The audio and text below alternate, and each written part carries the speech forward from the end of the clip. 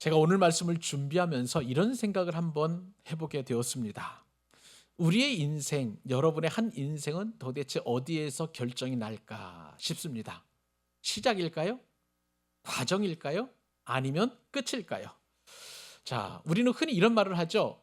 자, 출발이 좋으면 인생도 잘 되고 좋다라고 그렇게 생각을 합니다만은 이것이 과연 옳은 것인가? 오늘 말씀이 우리에게 주는 교훈이 결코 적지 않습니다. 우선 좋은 가문에서 태어나고 좋은 가정에서 교육을 받고 좋은 직장에 취직하고 또 좋은 대학에 들어가고 이런 모든 것들은 참 우리가 소망하는 그런 출발이라고 할 수가 있겠습니다. 그렇죠? 남들보다도 더 나은 조건에서 그렇게 출발하고 그렇게 또 시작을 한다면 이것은 분명 하나님의 축복이라고 할 수가 있겠습니다. 왜냐하면 하나님께서 이 모든 환경을 주셨기 때문에 그런 것이죠. 그런데 오늘 본문은 이렇게 생각하는 우리에게 굉장히 두려운 질문을 던지게 만듭니다. 은혜로운 시작이 그리고 좋은 시작이 반드시 끝이 좋을 수 있는가 하는 그런 질문입니다. 또 이 반드시 또 출발이 좋았다고 해서 끝도 좋으리라는 보장이 없다는 것입니다. 신앙은요, 어쩌면 그 반대일 수 있어요. 시작이 엉망이라 할지라도, 시작이 참 미약하다 할지라도 신앙이라는 것은 끝이 좋고 또 나중은 창대한 것이 신앙이라고 할 때에 반드시 시작이 좋다고 해서 끝이 좋은이라는 법은 없다는 것이 하나님께서 우리에게 주시는 교훈이라고 할 수가 있겠습니다. 자, 왜 제가 이렇게 시작에 관련된 말씀을 드리냐면 오늘 본문 말씀은 아주 시작이 좋은 한 사람이 등장을 하게 됩니다. 그 사람은 야곱의 장자였고요. 아버지 이 야곱의 능력이었고 모든 기력의 시작이라고 할 만한 그런 사람이었습니다. 누구보다도 이 사람은요, 기대를 한 몸에 받고 자란 그런 사람이었고 가문의 대표였었고 그리고 언약의 계승자였었고요. 한 개인뿐만 아니라 한 가정 그리고 한 가문의 영적 책임을 질 수 있는 엄청난 좋은 출발을 가진 그런 사람이라고 할 수가 있겠습니다. 여러분 그 사람이 누구일까요? 르우벤입니다. 맞습니다. 야곱의 장자 르우벤이라고 할 수가 있겠습니다.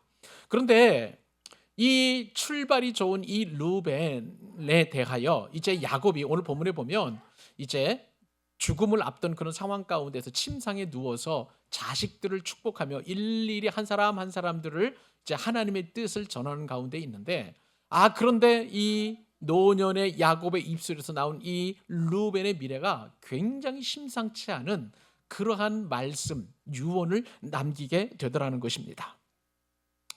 여러분 이 르우벤에 대해서 야곱이 한 말 가운데 하나 우리가 이따가 살펴보겠습니다만 끓는 물이라고 하는 표현이 우리들의 마음을 좀 우리의 생각을 좀 집중하게 만들어요.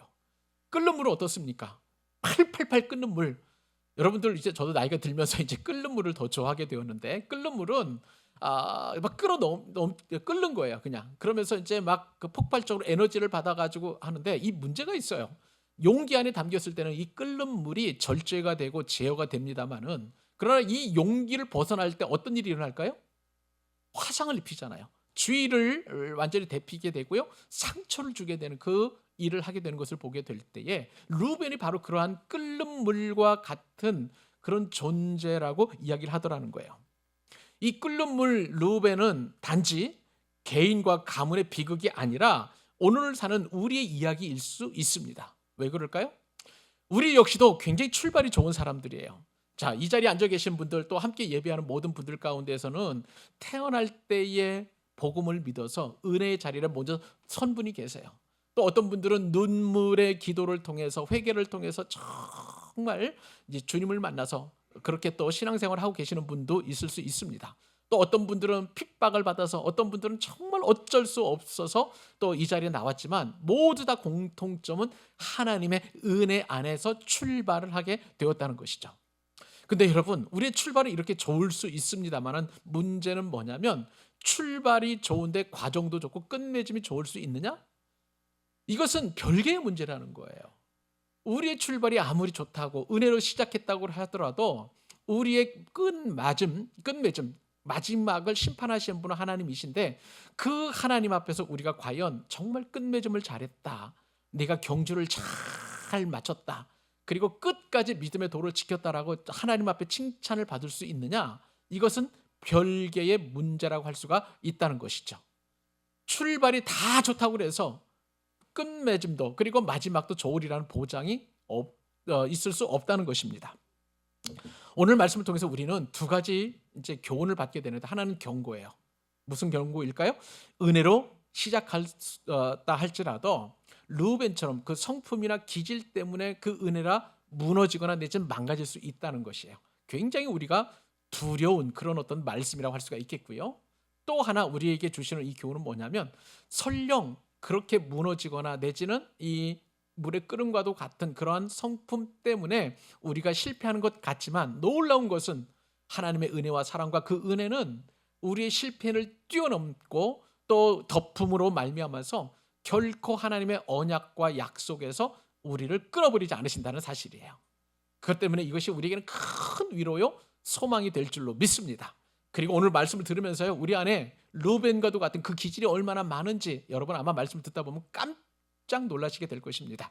자, 오늘 우리는 결심하도록 하겠습니다. 오늘 말씀을 들으면서 하나님께 주시는 이 말씀을 통해서 결코 우리의 기질이 하나님의 은혜를 뛰어넘지 않도록 우리가 절제하는 은혜를 내려게 달라고 그렇게 소망하는 기도를 여러분 사모하면서 말씀을 들었으면 좋겠고요. 또 하나는 하나님의 사랑은 그 어떤 것도 나와 하나님 사이의 그 관계를 끊을 수 없다는 거예요. 이 두 가지만 든든하게 우리가 붙잡는다면 우리는 넉넉히 이기고 그리고 끝까지 믿음의 경주를 다 하여 승리하는 하나님의 백성들 되게 될 줄로 믿습니다.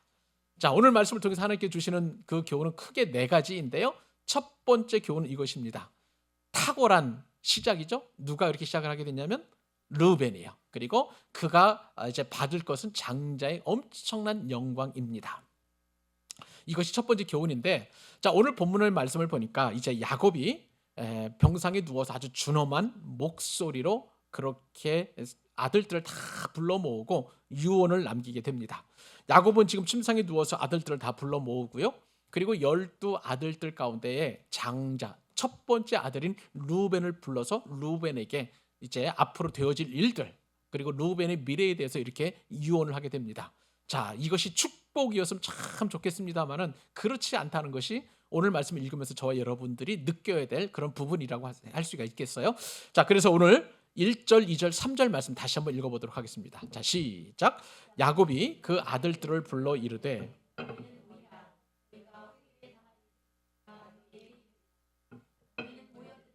야곱의 아들들아, 너희 아버지 이스라엘에게 들을지어다. 르우벤아, 너는 내 장자요 내 능력이요 내 기력의 시작이라. 위풍이 월등하고 하다마는, 여기까지. 자, 이 말씀을 보니까 이제 야곱이 아들들을 불러 모았다는 것은 거기까지 우리가 잘 아는 내용이고, 르우벤에게 특별히 하는 이 노년의 그 야곱의 말이 우리의 귓가에 맴돌고 있습니다. 자, 어떻게 이야기를 합니까? 르우벤아, 너는 내 장자요 내 능력이요 내 기력의 시작이라. 르우벤을 향한 어떤 그 뭐라고 할까요? 칭찬? 찬탄? 그 말을 야곱이 지금 하고 있는 것을 보게 됩니다. 여러분, 이 선언은요, 야곱에게 있어서 어떤 의미일까요? 야곱이 이 르우벤을 갖게 된 그 시대적 배경 혹은 그 인생에서의 그 상황을 바라보게 되면 르우벤에게 품었던 그 엄청난 위로 그리고 르우벤이 가졌던 그 기대, 이것이 얼마나 컸었는지를 우리가 이 말씀을 통해서 깨닫게 되는 거예요. 여러분, 이 르우벤은 자, 야곱의 아내 가운데 첫 번째 아내가 여러분 누구일까요? 레아인가요? 아니면 라헬인가요? 레아죠. 맞습니다. 우리가 잘 아는 것처럼 레아였습니다. 레아의 첫 번째 아들이 바로 이 르우벤이라고 할 수가 있겠습니다. 자, 그때 당시에 이제 르우벤을 낳게 될 때에 야곱의 마음이 어땠을까 한번 생각을 한번 해보세요. 야곱은요, 자, 7년 동안 열심히 일해가지고 첫 번째 첫눈에 반한 라헬을 아내를 삼기 위해서 그렇게 7년 동안 무료 봉사를 하게 되었습니다.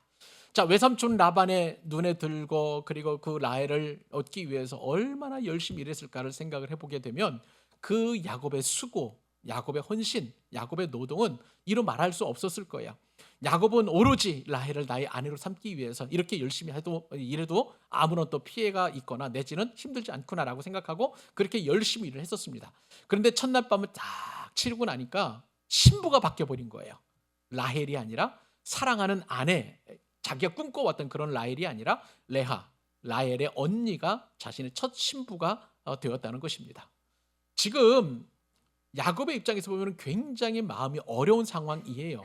그리고 무엇보다도 장인 그리고 외삼촌 라반에 대한 배신감이 이루 말할 수 없었을 것입니다.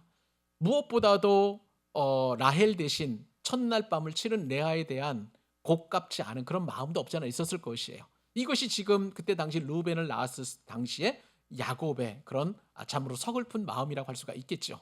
그리고 라헬을 얻기 위해서 또 7년을 그렇게 똑같이 봉사를 해야 하는 그런 상황에 놓이게 되었습니다. 참 마음이 무거운 그런 상황이었죠. 자, 그러면 레아는 어떤 상황입니까? 레아 역시도 참으로 야곱보다도 마음이 더 좋지는 않았던 것을 우리가 유축할 수 있었죠.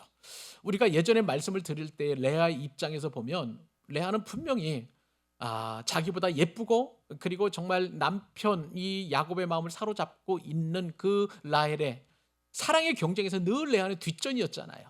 뒤쳐져 있었잖아요. 그러다 보니까 참 그 서글픈 마음, 그 남편한테 사랑받지 못하는 그 안타까움이 항상 마음에 하늘을 품고 있었을 거예요. 그런 상황 가운데에서 이제 첫날 밤을 치르고 그리고 낳은 아들이 바로 이 루벤이었다라고 성경에 기록되어 있습니다.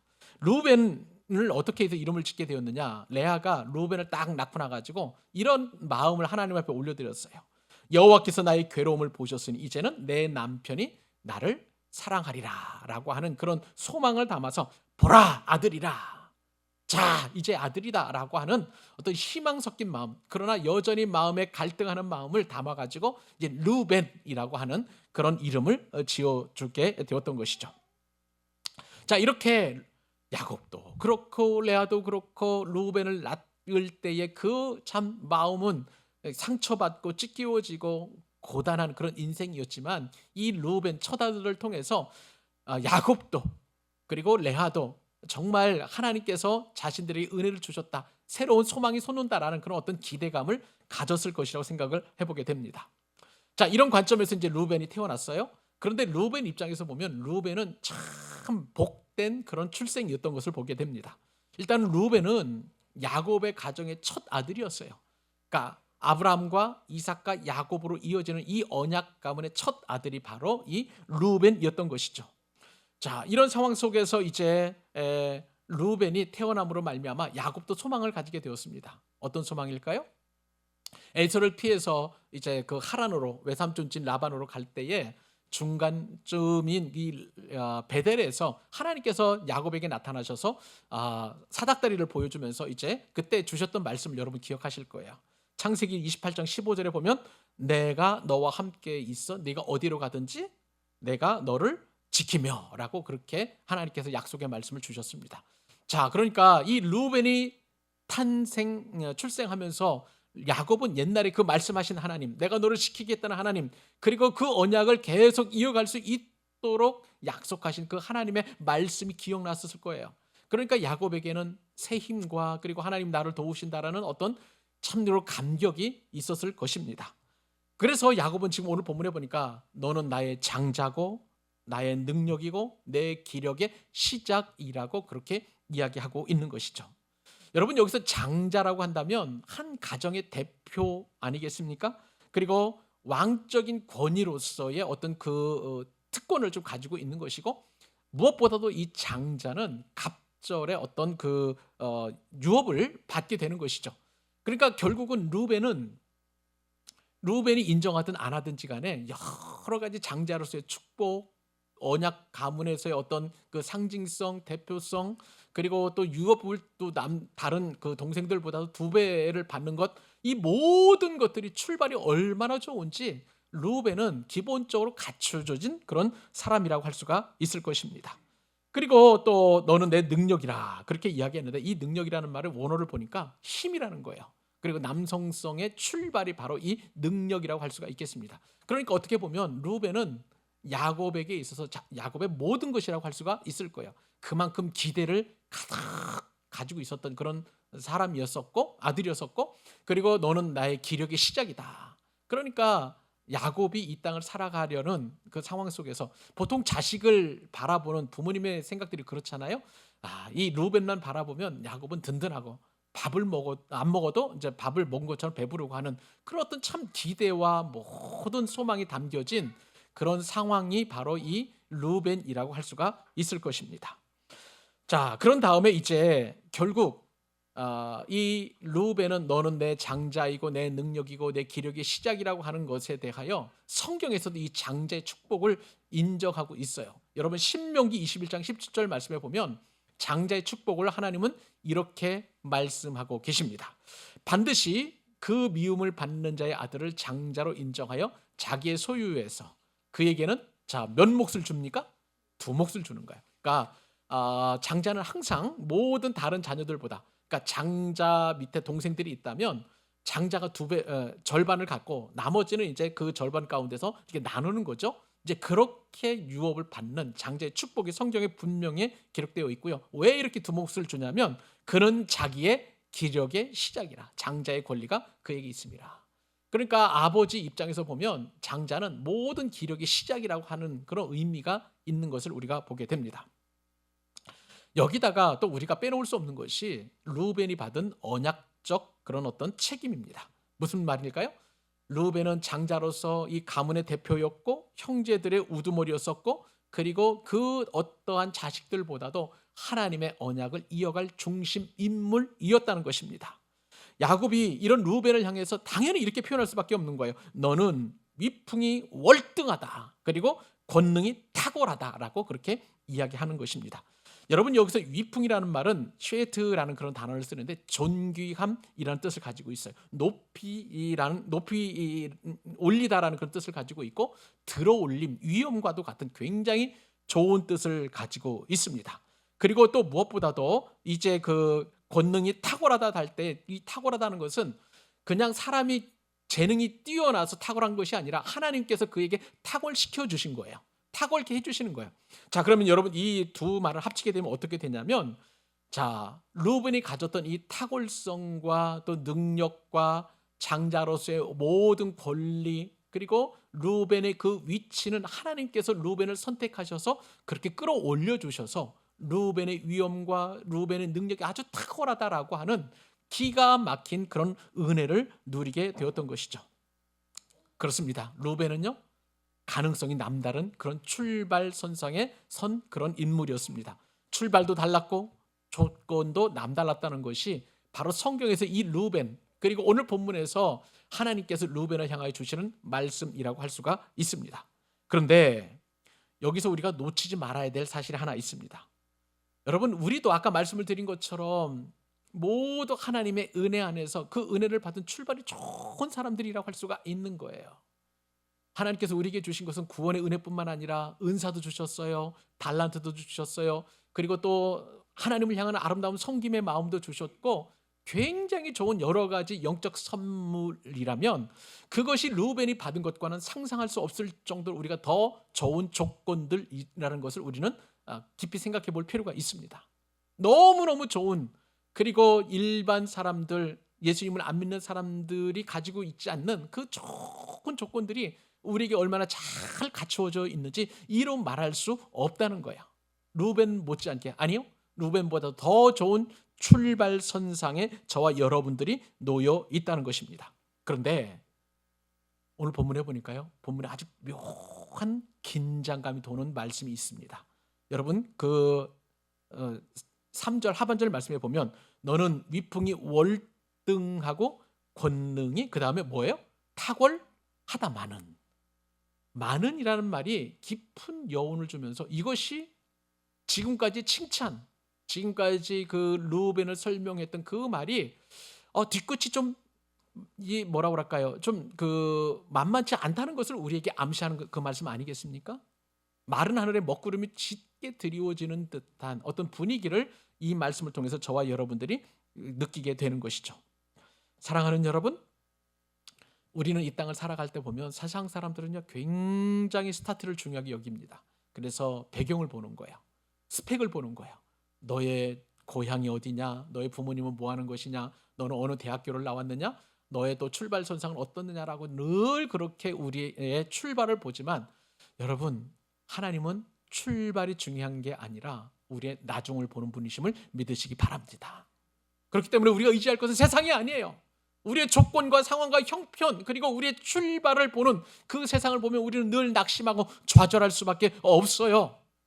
그러나 여러분, 하나님은 우리의 출발을 시작하게 하시지만 그러나 거기서 머물지 아니하시고 과정 중에도 우리를 이끌어 가시고 그리고 끝까지 믿음의 경주를 잘 할 수 있도록 우리를 도우시고 인도하시는 하나님이심을 믿으시기 바랍니다. 그래서 우리의 끝을 보시고 그 끝에서 우리와 저와 여러분들의 그런 어떤 놀라운 또 심판을 통해서 우리에게 상급을 주시는 그런 하나님이시라는 거예요. 여러분, 시작은 미약하였지만 우리의 나중은 심히 창대하게 됨을 여러분 믿으시기 바랍니다.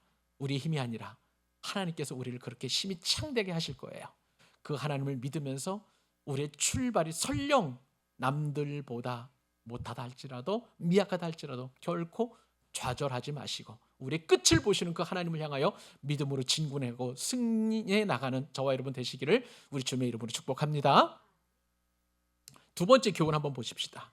자, 이 루벤에 대하여 자, 네가 탁월하지 않다마는 하는 그런 어떤 월등하고 권능이 탁월하다마는 그 뒤에 말씀인데 이제 두 번째 교훈은 뭐냐면 루벤을 끓는 물이라고 이야기합니다. 이 끓는 물은 비극이에요. 그리고 이 끓는 물 자체 안에 어떤 말씀이 들어가 있냐면 자, 루벤의 기질이 제어되지 않았다라는 그 이중적인 의미가 함축되어 있습니다. 그 교훈을 우리 살펴보도록 하겠습니다. 자, 야곱이 지금 유언을 할 때 루벤에 대해 유언을 할 때에 장자 루벤에 대한 어떤 그런 탁월함 그리고 그 어떤 좋은 점을 이야기하기도 전에 좀 먹구름이 드리워지는 듯한 그런 분위기라고 말씀을 드렸습니다. 이제 그 끓는 물에 관련된 이야기를 하는데 자, 우리 4절 상반절 말씀을 같이 한번 읽어주시기 바랍니다. 자, 시작. 물에 끓음 같았은즉 너는 탁월하지 못하리니. 아멘. 자, 여러분, 야곱이 루벤을 향해서 이런 말을 합니다. 너는 물에 끓음 같았었다. 자, 여러분, 이 말은요 야곱의 루벤의 한 사건을 떠오르게 하죠. 조금 이따가 우리가 나누겠습니다만은 그런데 이것은 놀랍게도 원어적으로 보니까 일순간적인 그런 어떤 순간의 어떤 그 절제되지 않은 그런 모습이 아니라 지속성을 띠고 있다는 거예요. 자, 물의 끓음이라는 그 단어가 어떤 그 단어를 쓰냐면 파하즈라는 그런 히브리 원어를 쓰고 있습니다. 자, 이것은 무슨 파하즈라는 단어는 뭐냐면요 거칠다, 경솔하다라는 그런 뜻을 가지고 있는데 자, 그렇다면은 루벤의 성품은 자, 중간중간에 거칠게 그리고 절제하지 못할 정도로 그냥 그렇게 끌어넘치는 것 그 기질을 뭐라고 할까요? 이렇게 끌어넘치는 것을 우리가 이 말씀을 통해서 깨닫게 됩니다. 여러분, 순간적으로 폭발하는 분들이 있잖아요. 평상시에는 얌전한 것 같으면서 중간에 어떤 뭐 계기가 만들어지게 되면 막 물불 안 가리고 막 끌어넘치는 그런 분들이 있어요. 쉽게 말하면 혈기 부리는 그런 사람들이라고 하는데요. 그런데 이 본문의 의미를 보게 되면 어떤 뜻을 가지고 있느냐? 거기서 한번 끌어넘치는 것이 아니라 이것이 지속성이라는 거예요. 쉽게 말하면 루벤은 이런 성품의 사람이라고 할 수가 있겠습니다. 루벤은 충동적으로는 누구보다 더 빠르게 반응하는 거예요. 막 물에 끓는 것처럼 팍 끌어올랐다가 그러나 이제 매사에 있어서 이제 지속적으로 이렇게 유지하는 그런 지속성이 없는 쉽게 식어버리는 그런 특성을 루벤이 가지고 있다는 거예요. 근데 놀랍게도요, 루벤의 이러한 특성은 루벤뿐만 아니라 그리고 그의 루벤 지파의 후손들까지도 그대로 이어지고 있는 것을 보게 됩니다. 자, 루벤은 우리가 이제 왜 이렇게 끓는 물처럼 그런 삶을 살았는지 우리가 좀 루벤의 인생을 좀 살펴볼 필요가 있는데 원래는 루벤은 원래 끓는 물이라고 하기에는 조금 애매한 부분이 없지 않아 있습니다. 왜냐하면 루벤은 기본적으로 기질적으로 나쁜 사람은 아니었어요. 그래서 욱하는 성질이 있긴 있었지만 평상시에는 그냥 있는 듯 없는 듯 그냥 잘 가리워진 절제된 모습을 가지고 있었습니다. 오히려 루벤은 착한 사람 편에 속하는 그런 어떤 성품이라고 볼 수가 있겠습니다. 자, 생각을 해보십시오. 요셉이 형제들에게 이제 죽임을 당할 위기에 처했었을 때에 그 뜯어말린 사람이 누구예요? 루벤이었어요. 근데 루벤이 잠시 자리를 비울 때에 이제 유다가 주동을 해가지고 이 요셉을 애굽으로 내려가는 이스마엘 상인들에게 팔아 넘겼잖아요. 그러니까 여러분 벌써 보세요. 루벤은 그 가지고 있던 성품이 지속되는 것이 아니라 그냥 요셉을 끝까지 지키지 못하고 그냥 끌어올랐다가 확 식어버리는 그런 어떤 특성을 루벤이 보이고 있었다는 것이죠. 자, 그 다음에 한번 보십시다. 야곱이 이제 애굽으로 그 식량을 구해온 그런 어떤 아들들이 다시 내려가려고 했었을 때에 베냐민을 데리고 내려가야 된다라고 이제 얘기를 했었잖아요. 그때 루벤이 어떤 얘기를 하냐면, 아버지, 제가 만약에 루벤을 데리고 갔다가 루벤을 데리고 오지 못하면 내 아들들을 아버지에게 바치겠나이다. 죽이소서라고 이렇게 얘기를 했단 말이죠. 그러니까 루벤은 굉장히 즉흥적인 그런 어떤 사람이라는 것을, 물에 끓은 과도 같은 사람이라는 것을 이런 사건들을 통해서 우리가 알게 되는 것이죠. 결국은 루벤은 감정이 끓어오를 때에 솟구쳐 오르는 그 욕망을 절제하지 못하고 그냥 끓어오르는 그런 전형적인 그 사람이라고 할 수가 있겠습니다. 그에게는 성령의 다스림을 받는 절제가 결여되어 있었기 때문에 성령의 능력을 체험하지 못하는 그런 루벤이라고 할 수가 있겠습니다. 자, 그런 다음에 또 이제 야곱이 말하죠. 너는 탁월하지 못하리니. 자, 여러분 보세요. 오늘 본문에 보면 앞에서 야곱은 루벤에게 탁월하다는 말을 2번 반복했습니다. 자, 루벤은 너는 내 장자요, 내 능력이요, 내 기력의 시작이라. 그렇게 이야기하면서 위풍이 월등하고 권능이 탁월하다마는, 자, 이렇게 정말 뭐라 그럴까요? 이런 탁월성을 앞에서 얘기하다가 이 탁월이라는 말이 나중에는 나쁜 말로 이렇게 조금 그렇게 바뀌는 것이죠. 내 능력이요, 내 기력이 시적이라 위풍이 월등하고 권능이 탁월하다마는 물의 끓음 같았은즉 너는 탁월하지 못하리니. 이렇게 말이 바뀌고 있는 것을 보게 됩니다. 여러분, 왜 야곱은 루벤에게 그렇게 이야기하고 있을까요? 루벤에게 은사가 없었기 때문이었습니까? 어떤 부족해서입니까? 능력이 없어서 이런 말을 했었을까요? 아니에요. 무엇보다도 아버지가 볼 때에 루벤은 절제하지 못한 그런 어떤 내면을 가진 아들이었기 때문에 그렇습니다. 야곱의 입장에서 보면 루벤은 굉장히 기대를 했던 아들이었고 장남이었어요. 그런데 오랫동안 그 어떤 아들들보다도 가장 오랫동안 루벤을 지켜본 아버지 입장에서 보니까 기질적으로 보면 쉽게 끌어올랐다가 지속적이지 못하고 쉽게 식어버리는 그런 전형적인 성품, 그 기질을 아버지가 루벤을 그렇게 보았다는 것이죠. 여러분, 끓는 어떤 특성을 가지고 있나요? 통제되지 않으면, 어떤 그릇이나 용기 안에 넣어있지 않으면 끌어넘쳐서 주변에 있는 모든 것들을 다 데워버리고 익혀버리고 화상을 입히게 되는 것을 보게 돼요. 그러니까 통제되지 않는 열정, 그리고 절제되지 않은 욕망, 성숙하지 않은 그런 자존감은 자신도 상하게 하고 공동체도 상하게 하는 것, 루벤을 통해서 우리가 역지사지 입장으로 우리가 살펴볼 수 있는 것이죠. 그런데요, 이 야곱의 말은 그냥 나오는 얘기 아닙니다. 루벤의 그 생애를 보니까 그 삶을 통해서 어떤 한 사건을 통해서 이 기질이 그대로 드러나는 것을 보게 됩니다. 그것이 어떤 사건인가요? 루벤이 아버지의 첩 누구와 동침을 합니까? 비라. 맞아요. 라헬의 여종 몸종인 비라와 동침하는 사건을 벌어지게 됩니다. 이게 참 기가 막힌 일이에요.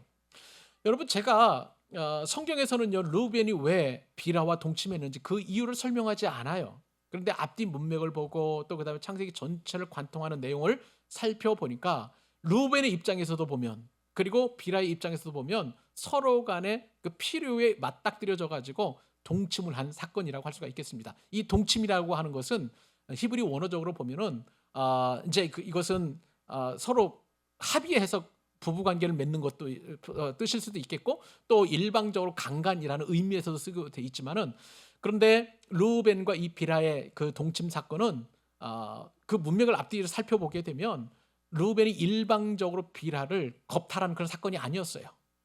나름대로 비라도 동조했다는 것을 우리가 알게 됩니다. 자, 루벤의 입장에서 한번 생각을 해볼까요? 루벤의 입장에서 보면 이제 엄마의 평생 사랑의 경쟁 상대인 라헬이 죽었습니다. 그리고 나서 이제 이 비라와의 동침 사건이 일어나게 되는데, 루벤 입장에서 보면 엄마는 항상 약자예요. 이모이자 둘째 어머니인 라헬이, 아빠가 항상 거기에만 관심을 쓰고 마음을 쓰니까 어머니 레아가 너무 불쌍한 거예요. 그러다 보니까 이 부분을 어떻게 해결할까, 어떻게 어머니를 위로해 드릴 수 있을까, 늘 그런 어떤 고민들을 가지고 있었었죠. 그래서 이제 엄마에게 그 합한 채를 주어가지고 아버지와 또 합방하도록 하게 하는 그런 일도 루벤이 있었던 것 여러분 잘 아시지 않겠습니까?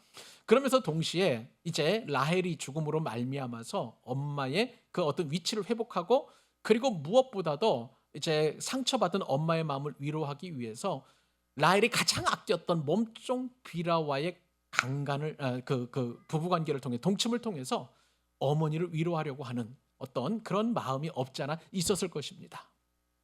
그래서 지금 이제 비라와 그 관계를 맺었던 것이고요. 비라의도 입장에서도 보면 자신을 아껴주고 자신에게 있어서 큰 버팀목 되었던 그 가정에, 야곱의 가정에서 라헬이 죽게 되면서 비라 입장에서 보면 어떤 두려움이 생기게 되었냐면, 이제는 나를 지켜줄 기둥이 없구나, 내가 낳은 두 아들을 또 지켜줄 그런 어떤 이제 그 라헬이라는 큰 기둥이 없어졌기 때문에 두려움이 생기게 된 거예요.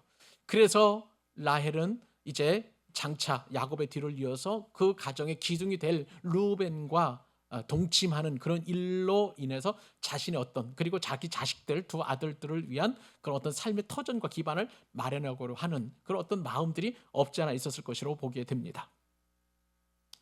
여러분, 이것이 바로 야곱이 루벤에게 이야기했던, 절제되지 않았던, 자신의 내면을 깊숙하게 삼키고 있었던 그 욕망, 그리고 무엇보다도 그 안에는 분노, 그리고 또 어떤 좌절, 안타까움, 안쓰러움, 이런 모든 감정들을 쏟아낼 그런 어떤 계기가 바로 이 비라와의 동침 사건이라고 할 수가 있을 것입니다. 여러분, 이 사실이 우리에게 주는 교훈이 있어요. 그것은 뭐냐면, 우리도 많은 은사도 받고 많은 은혜도 받았지만 이 은사와 은혜가 하나님이 주시는 성품, 그리고 하나님께서 주시는 그 기질 안에서 우리가 절제되지 않으면 우리도 똑같이 루벤처럼 물의 끓음과도 같은 그런 정말 하나님을 슬프게 하는 일이 일어날 수 있다는 것을 우리가 살펴볼 필요가 있습니다. 우리가 평상시에 아무리 뜨겁게 기도하고 그리고 아주 탁월한 능력을 가지고 사역을 감당해도 우리 가운데, 내면 가운데에 절제되지 않은 그런 욕망과 기질과 성품이 있다면 우리도 언제든지 루벤처럼 끌어넘치는 그런 기가 막힌 일을 경험하게 될 것이라는 거예요. 여러분, 큰 교회 섬겼을 때 예전에 보니까 그 성품과 기질 때문에 참 교회에 문제를 일으키는 분들을 많이 보게 되었습니다. 안 돼요. 안 되더라고요. 제자 훈련하면서도 보면 그 제자 훈련에서 자꾸 문제를 일으키고, 제자 훈련 받아서도 이제 순장님이 되셔서 다락방을 소그룹을 섬기는데도 그 안에서도 그 기질과 성품 때문에 얼마나 많은 문제를 일으키는 그 경우를 보았는지, 참 이게, 제가 그래서 어제 순장반에도 어떤 순장님들이 이런 얘기도 했었습니다. 참 예수도 성품대로 믿는 분들이 있다라고 이렇게 이야기할 정도였는데요. 바로 이러한 경우를, 루벤과도 같은 상황을 두고 하는 이야기가 아닐까 싶습니다. 그러면 여러분, 어떻게 하면 우리가 이 기질을 다스릴 수 있을까요? 하나님 안에서 어떻게 이런 성품들을 잘 우리가 절제할 수 있을까요? 내 힘으로는 안 됩니다. 내 능력으로 안 돼요. 결국은 우리를 절제하게 하시는 분은 바로 성령님이십니다. 우리가 성령의 열매를 맺게 되면, 성령이 충만하면, 그래서 성령님께서 말씀하시는 대로, 인도하시는 대로 순종하게 되면 우리의 기질과 성품은 절제되게 될 줄로 믿습니다. 성령의 사람이 되셔야 돼요. 성령의 사람이 되셔야 돼요. 그래서 우리가 하나님 앞에 늘 이런 기도 제목을 가지고 기도하실 수 있었으면 좋겠습니다. 하나님, 오늘 내 안에서 끓어오르는 이 혈기를 죽여주옵소서. 내 안에서 요동치는 정욕의 불을 꺼주시옵소서. 나를 은혜의 그릇 안에 머물게 하여 주옵소서라고 기도하는 저와 여러분 되실 수 있기를 바랍니다.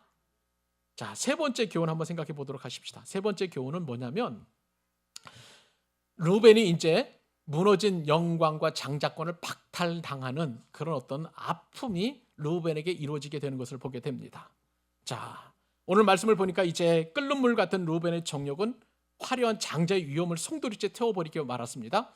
그리고 나서 이제 야곱이 르우벤에 대해서 이렇게 이야기를 합니다. 자, 4절 하반절 말씀 같이 한번 읽어볼까요? 자, 시작. 내가 아버지의 침상에 올라 더럽혔음이로다.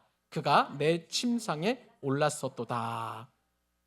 여러분, 르우벤이 자기 첫 비라와 이 동침하는 사건이 야곱에게는 엄청난 사건이었던 것 같아요. 너무 큰 상처를 받았어요. 얼마나 그 상처를 받았으면 오늘 본문에 보면 똑같은 표현을 두 번이나 이야기합니다. 네가 내 침상에 올라서 더럽혔고 그리고 네가 내 침상에 올랐다라고 하는 말을 두 번 반복해서 하고 있는 것을 보게 됩니다. 근데 제가 여기서 주목한 단어가 있어요. 더럽혔다라는 단어가 제 눈에 확 들어왔습니다. 여러분, 이 더럽혔다라는 단어는 어떤 뜻을 가지고 있냐면 칠라타라는 그런 히브리어를 쓰는데 이것은 뭐냐면 거룩한 것을 속되게 만들었다는 거예요. 모독한다는 뜻을 가지고 있습니다. 여러분 한번 생각을 해보세요. 고대 근동에서 가족이나 아니면 또 다른 사람이 내 아내를 침범하거나 내지는 겁탈하는 것은 이건 말할 수 없는 그런 모독적인 사건이에요. 더군다나 가족이 그랬다. 여러분, 이 똑같은 비슷한 사건이 이제 다윗 시대도 이루어지게 되었잖아요. 압살롬이 다윗의 후궁들을 대낮에 옥상에서 많은 사람들이 보는 앞에서 이 엄청난 짓을 저지르게 되었어요. 그러니까 야곱이 거기서 느끼는 어떤 치욕, 모욕감은 이로 말할 수 없을 그런 정도였습니다. 근데 야곱도 지금 똑같이 이 르우벤의 이런 사건을 통해서 얼마나 모욕감을 느꼈는지 네가 내 침상을 더럽혔고 네가 내 침상에 올랐다라고 그렇게 이야기할 정도로 그렇게 지금 아픔을 이야기하고 있는 거예요. 근데 우리는 여기서 한 가지 의아한 점이 있습니다. 여러분, 야곱이요, 이 르우벤이 이 사건을 일으키고 나서 야곱은 이 사건에 대해 아무런 말도 하지 않아요. 제가 그 생각을 해보니까 이 창세기에서 르우벤이 비라와 동침한 사건이 아마 창세기 35장 정도가 기록되어 있고 지금은 49장이잖아요. 이 사이의 기간이 얼마 정도 되냐면 대략 한 40년에서 50년 정도의 시간이 흐르는 시점입니다. 그렇다면 여러분 이게 무슨 얘기냐면은 야곱은 비록 르우벤이 비라와 그 동침한 사건에 대하여 그때 당시에는 뭐라고 하지도 않고 르우벤이 장자다 보니까 참 야곱 입장에서 보면 어려운 아들이어서 한마디도 하지 않았지만 그러나 40-50년 동안 야곱의 마음 한켠 가운데서는 이 르우벤 그 괘씸함 그리고 그 죄악에 대한 것을 마음속에 꾹꾹 누르고 있었다가 죽음을 앞두고 바로 그 사건을 끄집어낸 것을 보게 됩니다. 여기서 우리는 굉장히 두려운 하나님의 일하심을 보게 돼요. 여러분, 우리가 은밀하게 지은 죄가 있다고 한번 생각을 해보십시다. 나밖에 몰라요. 그리고 하나님만 아셔요. 그런데 그것이 세월이 막 흘러갑니다. 어떤 때는 내 기억에서 내가 그런 죄를 지었을까 하는 그런 죄가 있을 수 있어요. 근데 놀라운 것은요, 하나님께서 그 죄를 기억하고 계시다는 거예요. 우리가 그것을 자발적으로 자복하지 않는 한, 그것에 대하여 우리가 고백하지 않는 한 하나님은 그것을 기억하고 계시다가 결정적인 순간에 그러한 죄를 드러내시고 밝히 드러내신다는 사실을 우리가 알게 된다면 얼마나 이것이 하나님 앞에서 두려운 일인가를 분명하게 생각해야 됩니다. 그러므로 여러분, 우리는요 늘 영적으로 민감해야 되고요, 우리가 기도하는 가운데 성령님은 반드시 그것을 끄집어내셔서 우리가 자복하고 하나님께 용서를 구하도록 그렇게 인도하신다는 사실이에요. 그리고 그마저도 생각이 안 나걸랑 하나님, 제가 잊어버렸던 죄도 주님 용서해 달라고 그렇게 기도하실 수 있기를 바랍니다. 알고 지은 죄 모르고 지은 죄 용서해 달라고 그렇게 기도하실 수 있기를 바랍니다. 우리의 죄는 반드시 우리가 청산해야 되는 거예요. 그렇지 않으면 하나님께서는 결정적인 날에 바로 그 문제를 끄집어내십니다. 자, 이러한 사건이 이제 르우벤의 결정적인 그런 실패의 원인이 되었고, 그리고 이 야곱의 유언은요 나중에 결정적으로 이제 드러나게 됩니다. 르우벤의 자손들이 어떻게 되냐면, 여러분 아까 말씀드렸던 것처럼 르우벤은 장자의 영광을 충분하게 누릴 만한 그런 사람이었었어요. 그런데 이제 르우벤이 장자의 영광을 가졌던 이 장자의 축복과 특권은 요셉의 지파로 넘어가게 됩니다. 그래서 역대상 5장 1절로 2절 한번 보실까요? 자, 같이 한번 읽어보십시다. 자, 시작. 이스라엘의 장자 르우벤의 아들들은 이러하니라. 르우벤은 장자라도 그의 아버지의 침상을 더럽혔으므로 장자의 명분이 이스라엘의 아들 요셉의 자손에게로 돌아가서 족보의 장자의 명분대로 기록되지 못하였느냐. 유다는 형제보다 뛰어나고 주권자가 유다에게서 났으나 장자의 명분은 요셉에게 있느니라. 우리가 지난 시간에 말씀을 드렸잖아요. 원래 두 배의 축복을 받아야 되는 이 르우벤의 축복은 이제 요셉 지파로 넘어가서 에브라임과 므낫세가 12지파 가운데 두 지파를 형성하는 기가 막힌 장자의 명분과 그 은혜를 다 빼앗겨 버리는 거예요. 이 사건으로 말미암아. 두 번째는요. 원래 그 르우벤은 그 성경대로라면 율법대로라고 하면 왕권을 가져야 되는, 장자가 왕권을 가져야 되는 그런 어떤 그 축복의 를 누려야 됐었습니다. 그런데 이 왕권은 누구에게 넘어갔을까요? 유다에게 넘어갔어요. 그래서 유다 지파에게서 예수 그리스도가 오시게 되었고요. 또 장자는 무엇보다도 제사장 역할을 합니다. 여러분, 우리가 제사를 지낼 때에 그 충문을 읽거나 내지는 이렇게 그 앞장서서 이렇게 제주라고 해서 술을 따라드리는 역할을 누가 해요? 가문의 장자가 하잖아요. 그 제사장 역할을 누가 하냐면 레위 지파에게 넘어가게 되었다는 거예요. 그러니까 이 장자의 모든 명분과 축복은 다 다른 동생들에게 나누어지게 되는 이런 비극이 르우벤의 일생 가운데 그리고 그 후손들 가운데 이루어지게 되었다는 것이죠. 그리고 무엇보다도요, 이 르우벤 지파는 계속 우유부단한 그런 성품이 계속 나타나게 되는데, 이제 르우벤 지파는 가나안 정복 전쟁에 있어서 요단 동편 쪽에 먼저 머무르게 되는 거예요. 그러니까 르우벤은 야성도 잃어버리게 되었어요. 그래서 현실에 앉으려고 하는 그런 습성을 그 후손들이 누리게 되었고요. 드보라 그 사사 시대에는 이제 그 가나안 족속들과 전쟁을 치러야 되는데, 근데 르우벤 지파만은 그 자리에 남아 있어가 전쟁에 참여하지 않았단 말이죠. 그래서 드보라 사사가 노래를 할 때 어떤 르우벤 지파에서 어떻게 노래를 하냐면, 양 우리 사이에 앉아 피리 소리나 듣는 모습으로 이렇게 노래를 합니다. 쉽게 말하면 뭐냐면 전쟁터에 나가야 될 때 안 나가고 그냥 피리나 앉아서 불고 있는 우유부단한 그런 어떤 르우벤의 모습이 바로 지파들에게도 나타나는 것을 보게 됩니다. 사랑하는 여러분, 그러니까 우리 안에 욱하는 절제되지 않는 끓는 물과도 같은 그런 성품과 기질을 우리가 절제하지 않으면 얼마나 이것이 우리 자신뿐만 아니라 공동체 그리고 후손들에게까지도 넘어가는지 우리 늘 기억하실 수 있기를 바랍니다. 여기서만 끝나는 것이 아니라 간단하게 이제 르우벤 지파를 향한 축복을 한 가지 마지막으로 선포하도록 하겠습니다. 네 번째 교훈은 뭐냐면요, 여러분, 르우벤에 대한 하나님의 심판 속에서도 그 은혜는 끊이지 아니한다는 사실이에요. 믿으시면 아멘. 여러분, 이렇게 장자 역할도 감당하지 못하고 이렇게 우유부단하고 이렇게 미련한 그런 어떤 삶의 모습을 보인 르우벤이라 할지라도 하나님께서는요, 이 르우벤 지파를 이스라엘의 12지파에서 그리고 요한계시록에 나오는 마지막 구원받은 그 12지파의 그 명단에서 제하지 않는다는 사실이에요. 이것이 바로 하나님의 은혜인 줄로 믿습니다. 여러분, 이제 르우벤 지파가 그리고 나서 이제 수백 년 뒤에 모세가 르우벤 지파를 축복하는데, 신명기 33장 6절에서 르우벤 지파를 이렇게 축복을 합니다. 르우벤은 죽지 아니하고 살기를 원하며 그 사람 수가 적지 아니하기를 원하나이다. 르우벤 지파는요, 정말 많은 이제 인구가 생겨서 가나안 땅에 비록 동쪽 지파 땅을 분배를 받았지만, 요단강 동편을 받았지만, 그런데 가나안 정복 전쟁에서 가장 앞장서서 싸우는 그런 역할을 감당하게 됩니다. 하나님께서 르우벤 지파를 지키시고 보호하시고 인도하시고 그리고 르우벤 지파의 사명을 감당하도록 끝까지 책임지신다는 것을 우리가 알게 됩니다. 여러분, 말씀을 맺겠습니다. 여러분, 장자 르우벤은 실패했습니다. 끓는 문과 같아서 자기 기질을, 자기 성품을 절제하지 못하고 한순간 끓어오르는 정욕을 통해서 아버지 마음 가운데 깊은 상처를 주고 그 후손들에게는 끓는 물처럼 그렇게 결정적인 순간에 우유부단한, 급격하게 식어버리는 그런 모습으로 나타나게 되었지만, 그러나 우리 참 장자 되신 예수 그리스도는 저와 여러분들의 죄를 용서하시기 위하여 그 사역을 끝까지 감당하신 줄로 믿습니다. 아무리 억울하고 아무리 그런 어떤 극한 상황이라 할지라도 성품을 그리고 기질을 그대로 드러내지 아니하고 끝까지 온유하게 참으시면서 그 십자가의 길을 묵묵히 감당하시고 심지어는 자신의 생명까지 내어주셔서 저와 여러분을 구원하셨습니다. 이것이 참된 장자이신 예수 그리스도이십니다. 그 예수 그리스도를 믿는 믿음 안에서 우리도 승리하게 될 줄로 믿습니다. 그 주님, 이번 한 주간 저와 여러분의 삶을 사로잡아 주시고 우리의 인생도 사로잡아 주셔서 끝내 승리하게 해 주심을 믿고 당당히 이제 세상으로 나아가는 저와 여러분 되시기를 우리 주님의 이름으로 축복합니다.